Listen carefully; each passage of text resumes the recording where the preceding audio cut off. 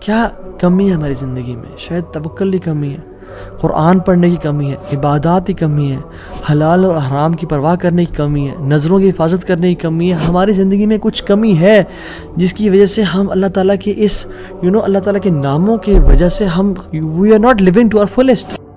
ایک شخص، اس کو 1000 دینار چاہیے تھے. وہ ایک شخص کے پاس گیا، اپنے جاننے والے کے پاس، اور کہا کہ مجھے 1000 دینار چاہیے. تو اس نے کہا کہ ٹھیک ہے میں تجھے دے دوں گا، بس تو ضامن ایک لے آ جو اسے ضمانت دے اور گواہ لے آ، میں تمہیں دے دوں گا، مجھے پرابلم نہیں ہے. وہ شخص مسکین تھا، کوئی اس کے جاننے والا نہیں تھا، لیکن اللہ والا تھا وہ. اس نے کہا دیکھ میری بات سن، میرا ضامن بھی اللہ ہے اور میرا گواہ بھی اللہ ہے. میں اللہ کو گواہ بنا کے کہہ رہا ہوں کہ میں تمہیں واپس کروں گا. اس کو اس بندے کی تقوی پہ یقین آیا اور اس نے کہا کہ چلو میں دے دیتا ہوں، یہ اللہ کو گواہ بنا رہا ہے، اتنا بڑا جھوٹا تو نہیں ہوگا. اس نے دے دیا. اس نے کہا میں تجھے اللہ کے اس نام پہ تجھ پہ میں ٹرسٹ کرتا ہوں. یہ شخص پیسے لے کے اس نے کاروبار کرنا تھا، یہ چلا گیا. یہ جب کشتی پہ بیٹھا، سوار ہوا، دوسری طرف اترا، اپنا کام شام کیا، واپس آیا. جو دن اور جو مقرر وقت طے ہوا تھا، جب وہ کشتی پہ آیا واپس، ایک سمندر کے پار یہ شخص تھا، تو جو لاسٹ کشتی تھی وہ نکل گئی. یہ سر پکڑ کے بیٹھ گیا کہ میں نے تو آج وعدہ کیا تھا اور اللہ کو ضمانت دار بنایا تھا اور گواہ بنایا تھا.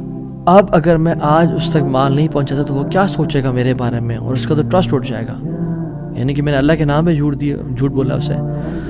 تو آخری کشتی چلی گئی تھی. اس کے بعد تو کشتی نے اس دن جانا نہیں تھا. تو اس نے کیا کیا کہ یا اللہ میں نے تجھے ضمانت دار بنایا ہے اور تجھے میں نے گواہ بنایا ہے، تو تیرا کام ہے اس مال کو پہنچانا. اس نے ایک ووڈ لاگ لیا، اس میں سوراخ کیا، اس میں 1000 دینار. سبحان اللہ، 1 دینار از اے گولڈ کوائن. اور آپ ایک گولڈ کوائن کی آج آپ ورتھ لگا لیں، ان لیکس، ان ملینز. اس نے کیا کیا، اس کو اس ووڈ لاگ میں ڈالا، پرچی لکھی اور اس میں ڈال کے نا بسم اللہ پڑھ کے آگے بہا دیا. کیسا قادر ہے، کیسا قدیر ہے. اس نے اس ہواؤں کو رخ پھیر دیا اور وہ بندہ وہاں انتظار کر رہا تھا، اور اس کے بندے کے پاس وہ ووڈ لاگ پہنچا اور اس نے اس کو دیکھا. اس میں پرچی تھی اور پرچی نکالی، اس کو کھول کے دیکھا کہ اس کے 1000 دینار تھے. وہ بڑا حیران ہوا کہ یہ مجھ تک کیسے پہنچے. خیر، یہ جو شخص تھا جس نے بیچے تھے، یہ اگلے دن دوبارہ جو سب سے پہلی کشتی ملی اس پہ روانہ ہوا اور اس بندے کے پاس پہنچا اور 1000 دینار لے کے الگ سے کہ پتہ نہیں وہ پہنچے نہیں پہنچے، میں اس کو اس کا حق تو دے دوں. اس نے کہا کہ یہ تمہاری امانت، معذرت تھوڑی تاخیر ہو گئی مجھ سے. کہتے ہیں تو کل تم نے مجھے پیسے نہیں بھیجے؟ کہتے میں نے بھیجے.